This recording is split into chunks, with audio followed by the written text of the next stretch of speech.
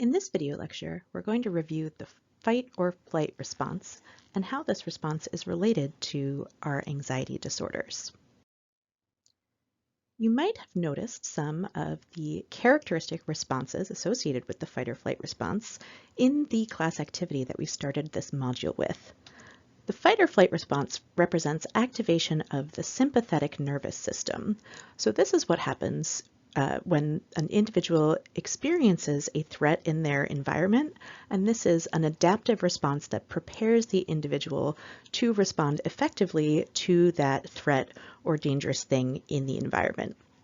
So some of the characteristic things that go along with this fight or flight response are changes in heart rate and blood pressure. So a person's heart will start beating faster and their blood pressure will increase because their body is getting more oxygen to their limbs to get ready to fight the T-Rex or to run away from it.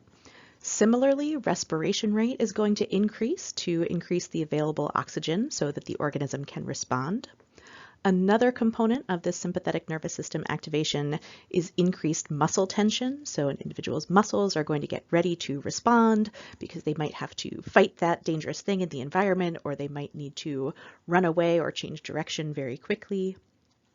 There are also physical changes that happen throughout the body. So for example, some blood vessels throughout the body will constrict, whereas other blood vessels throughout the body will dilate. This is so that highly oxygenated blood can get to the parts of the body that are most important for responding to this threat, and then reducing the blood flow that is going to the less important parts of the body and less important biological functions, so that all of this energy can be directed towards the most important thing for survival, which is responding to this threat. Similarly, there are some biological processes that will slow down or even stop when the sympathetic nervous system is activated. So for example, digestion will slow because it is not very important to digest your lunch when you are trying to get away from being a T-Rex's lunch. One thing that you might notice is that the characteristic physical responses associated with the fight or flight response correspond with a lot of the characteristics that we associate with something that we call a panic attack. So in the DSM, a panic attack is defined as an abrupt surge of intense fear or discomfort. Panic attacks reach a peak intensity within minutes, so they have rapid onset and rapidly reach a very intense severity. And this intense surge of fear or discomfort is associated with 4 or more symptoms from the following list. So the list of potential symptoms includes increased heart rate, pounding heart or palpitations, sweating, feeling like you're trembling or shaking, shortness of breath, feeling of choking, chest pain or discomfort, nausea or gastrointestinal distress, feeling dizzy or faint, derealization or depersonalization. So these are changes in perception where either an individual feels that the world around them is not real, or they might feel like they have stopped being real. So the world around them is real, but they don't feel like their regular identity. There are also some cognitive symptoms. So many people during a panic attack are afraid that they are losing control or are worried that they're going crazy. They might be worried that they're dying.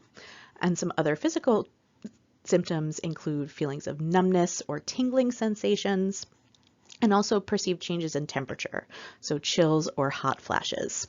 So it's important to know that panic attacks in and of themselves are not a diagnosis in the DSM-5. Panic attacks are a specifier, and we can also think about panic attacks as an experience. So individuals might experience a panic attack in the context of an anxiety disorder. We'll talk about panic disorder, which, as you might guess, is a disorder that is characterized by the experience of panic attacks. But you can also have panic attacks in the context of other anxiety disorders, for example, a specific phobia.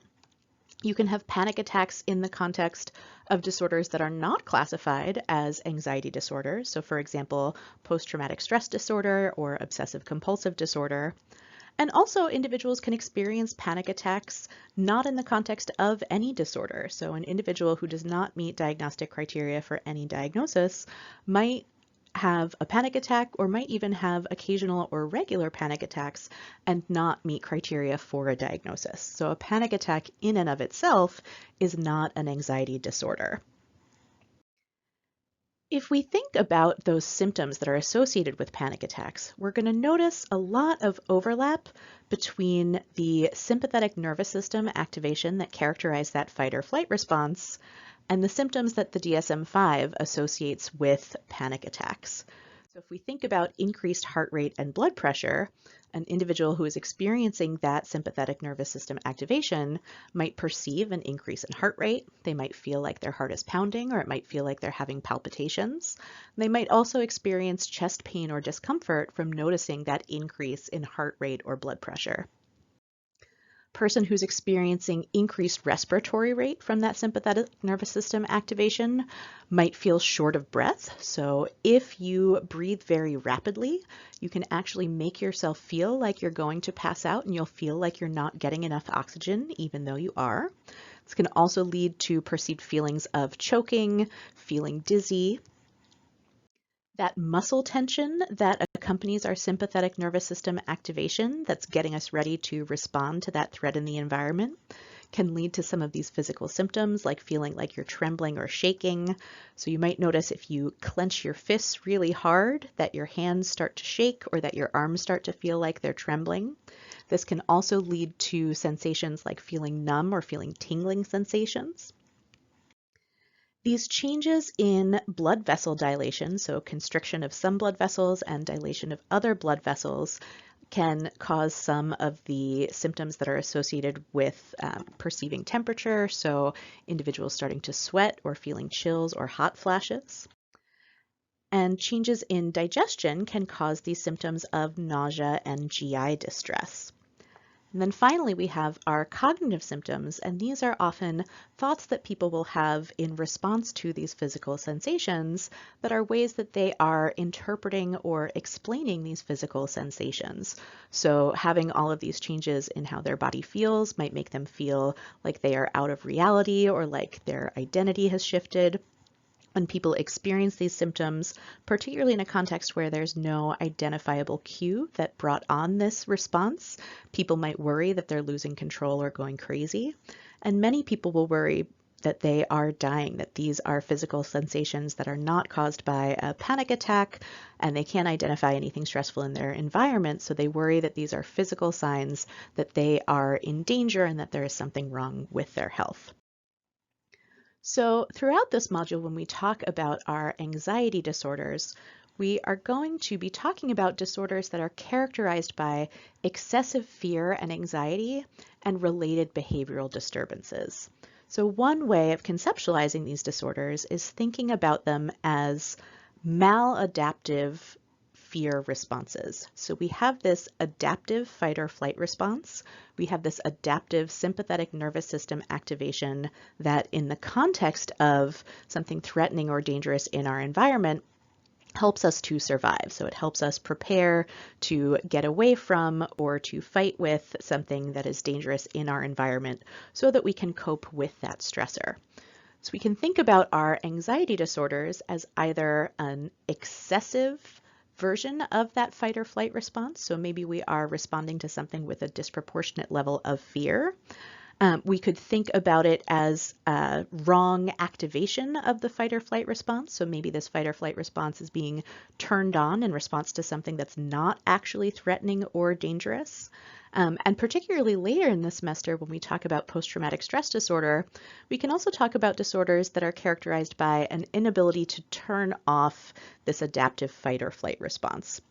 So for example, someone experiences something that is actually dangerous or threatening, but that sympathetic nervous system activation doesn't go down after that dangerous or threatening event has passed. That is one way that we can conceptualize the responses that we see in PTSD. So when we talk about our anxiety disorders, we're talking about both fear and anxiety, but we're also going to differentiate between the two of them. So fear is an emotional response to a real or perceived imminent threat. So when there is a T-Rex in your immediate environment, you are experiencing fear. That's an emotional response to a threat that is currently in your environment. Anxiety is an emotional response in anticipation of a future threat. So, for example, if you had been surprised by a T-Rex in the middle of a lecture, you might experience anxiety while you're watching the next couple video lectures in anticipation of a future threat. So maybe there will be another dinosaur, maybe there will be another surprise. So that anxiety that you're experiencing is similar to fear, but rather than occurring in response to a real or perceived threat in your current environment, you're having that response in anticipation of a threat that could potentially enter your environment. So across all of our anxiety disorders, we're seeing fear or anxiety that is excessive. It may be disproportionate in response to the actual danger of the thing that you are responding to. It may be persistent, so it lasts for longer, or it may persist longer than is developmentally appropriate. So this is what is going to distinguish our anxiety disorders from our adaptive anxiety or the adaptive fight or flight response that allows us to effectively respond to threat or danger in our environment.